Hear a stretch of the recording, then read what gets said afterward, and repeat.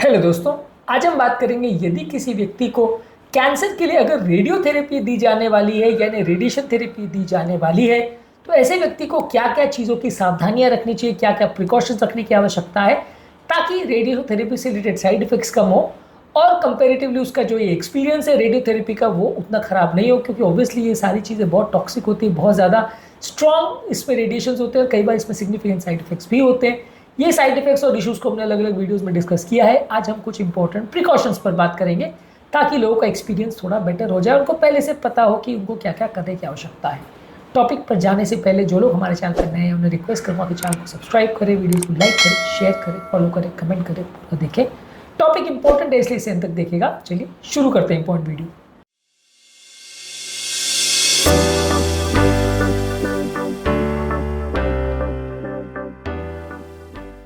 सबसे पहले कि यदि आपको कोई अगर थेरेपी दी जाने वाली है तो उससे पहले आपकी एक प्रॉपर मेडिकल हिस्ट्री यानी आपकी कौन कौन सी बीमारियां हैं, क्या क्या आपको थेरेपी दी गई है, कौन कौन से आपके इश्यूज़ हैं, ये सारी चीज़ें आपको डॉक्टर को इन्फॉर्म करनी है। कोई कोई चीज़ का एलर्जी है, कोई प्रायर ट्रीटमेंट हुआ है तो पूरा इन्फॉर्म करना है।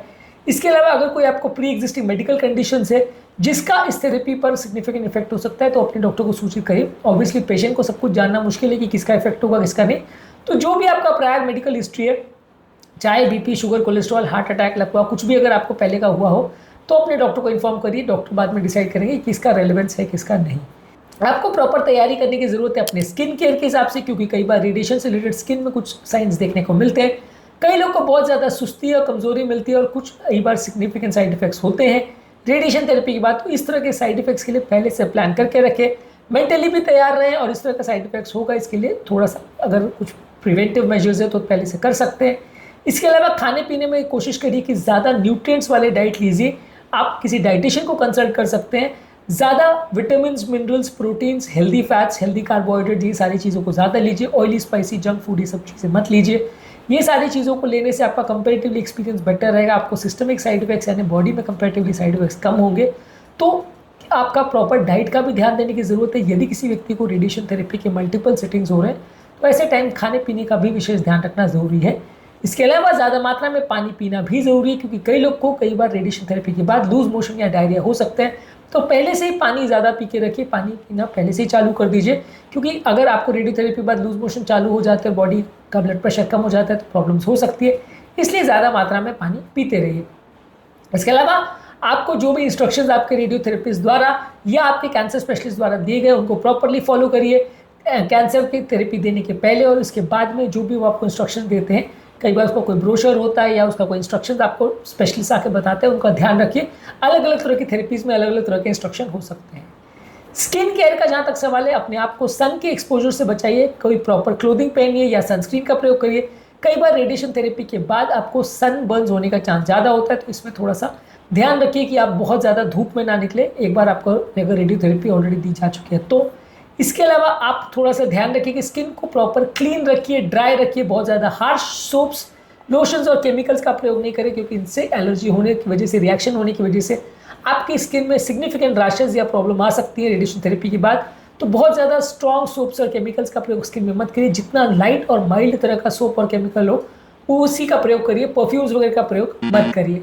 इसके अलावा अगर आपको कोई स्किन चेंजेस ऐसे हो रहे हैं जैसे ब्लिस्टर्स हो रही है, स्किन पीलिंग हो रही है, रेडनेस हो रही है, इन्फ्लेमेशन हो रही है स्किन में, तो उसको डॉक्टर को तुरंत रिपोर्ट करें। रेडिएशन थेरेपी के बाद इस तरह के साइड इफेक्ट्स होना कॉमन बात है, खासकर उन एरियाज़ में जहाँ पे रेडिएशन थेरेपी दी गई है।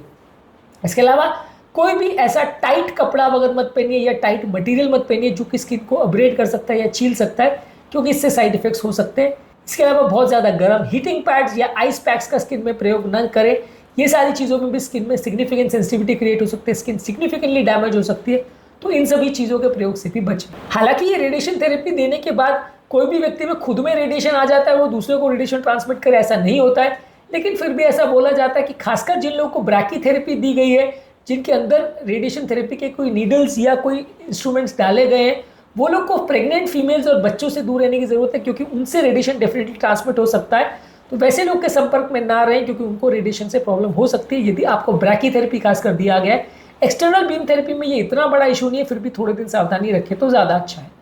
इसके अलावा अगर आपको कोई सिग्निफिकेंट साइड इफेक्ट हो रहा है जैसे कमजोरी है, उल्टी हो रही है या भूख कम लग रही है, कोई सिग्निफिकेंट अगर इशू हो रहा है तो इसका भी प्रॉपर ध्यान रखिए। इसके अलावा रेडिएशन थेरेपी के बाद कुछ दिन का रेस्ट लीजिए। कई बार क्या होता है कि आप रेडिएशन थेरेपी देके आते हो, उसके बाद आपको बहुत दिन तक कमजोरी सुस्ती का एहसास होता रहता है, तो थोड़े दिन 2-4 दिन अगर आप रेस्ट लेंगे तो उससे ज़्यादा अच्छा रहेगा और आपको थोड़ा कंपेरेटिवली बेटर लगेगा। एक बार आप ठीक महसूस करें तो उसके बाद अपना काम चालू कर सकते हैं, लेकिन 1-2 दिन का रेस्ट लें तो ज़्यादा अच्छा है। इसके अलावा यदि आपको कोई सिम्टम्स या लक्षण हो रहे हैं या प्रॉब्लम्स हो रही है तो अपने रेगुलर फॉलोअप्स के लिए जाइए, अपने डॉक्टर्स को बताइए, और अगर कोई इंपॉर्टेंट सिग्निफिकेंट साइड इफेक्ट्स हो रहे हैं तो उनको प्रॉपर वे में मैनेज करिए। और ये सारे फॉलोअप अपॉइंटमेंट्स को प्रॉपरली ध्यान रखने से डॉक्टर आपको विशेष तरह से गाइड कर सकेंगे ताकि आपको फर्दर प्रॉब्लम्स नहीं होंगी। इसके अलावा रेडिएशन थेरेपी वाले पेशेंट्स को कई बार इमोशनल सपोर्ट की भी ज़रूरत होती है।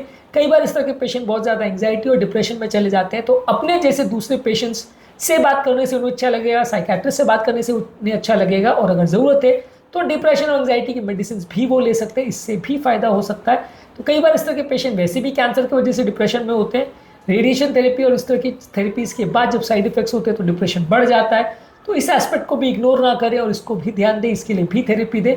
सिर्फ ये सोच के छोड़ देना कि यार इसको तो कैंसर है, डिप्रेशन तो होगा, इसके लिए क्या थेरेपी करना, इससे पेशेंट की लाइफ और ज़्यादा मिजरेबल हो सकती है और उसकी हालत और ज़्यादा बिगड़ सकती है।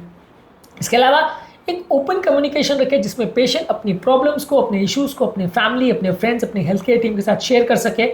इससे कई छोटी बड़ी प्रॉब्लम जो पेशेंट फेस कर रहा है लेकिन बता नहीं पा रहा है वो प्रॉपर सॉर्ट आउट हो सकती है। कई छोटी बड़ी समस्याएं जो पेशेंट को बहुत परेशान करती हैं, वो डिस्कस कर लेगा डॉक्टर के साथ तो आसानी से उनको सोल्यूशन किया जा सकता है। तो ये सारी चीज़ों को पेशेंट प्रॉपर डिस्कस करे तो ज़्यादा अच्छा है। इसके अलावा पेशेंट हेल्दी हैबिट्स करे, रेगुलर बेसिस पे एक्सरसाइज करे और बहुत ज़्यादा स्ट्रॉन्ग केमिकल्स या अल्कोहल या स्मोकिंग ऐसी चीज़ों का प्रयोग ना करे। ये सारी चीज़ों को प्रॉपर मैनेज करने से, अपने प्रॉपर लाइफस्टाइल को मैनेज करने से भी साइड इफेक्ट्स थोड़ा कम हो। इसके अलावा अगर आपको कोई सिग्निफिकेंट ऐसी प्रॉब्लम है जहाँ पे आपको सिग्निफिकेंट बहुत ज़्यादा पेन हो रहा है, अनकंट्रोल ब्लीडिंग हो रही है या साइंस ऑफ इन्फेक्शन हो रहे हैं, फीवर हो रहा है, चिल्स हो रहा है या स्किन में बहुत ज़्यादा रेडनेस हो रहा है, तो ऐसे साइंस अगर आपको देखने को मिल रहे हैं तो डॉक्टर को संपर्क करिए। ये सिग्निफिकेंट साइड इफेक्ट हो सकते हैं जो कभी कभार किसी किसी को रेडिएशन थेरेपी के बाद हो सकते हैं। यदि ऐसा हो रहा है तो आपको डेफिनेटली डॉक्टर से मिलने की आवश्यकता है और उसके साथ इस इशू को डिस्कस करने की आवश्यकता है, और अगर प्रॉब्लम है तो आपके डॉक्टर आपकी मदद करेंगे इससे सॉर्ट आउट करने में। आज के टॉपिक में हमने बात करी कि यदि किसी व्यक्ति को रेडिएशन थेरेपी दी जाने वाली है तो उनको किन किन चीज़ों का ध्यान रखने की आवश्यकता है और क्या क्या प्रिकॉशंस का पालन करने की आवश्यकता है ताकि उनकी प्रॉब्लम्स कम हो। इसके अलावा कीमोथेरेपी संबंधित और रेडियोथेरेपी संबंधित हमने और भी काफ़ी वीडियोस किए, इनको भी ज़रूर चेकआउट करें। टॉपिक एंड करने से पहले जो लोग हमारे चैनल पर नए हैं वो रिक्वेस्ट करूँगा कि चैनल को सब्सक्राइब करें, वीडियोस को लाइक करें, शेयर करें, फॉलो करें, कमेंट करें, पूरा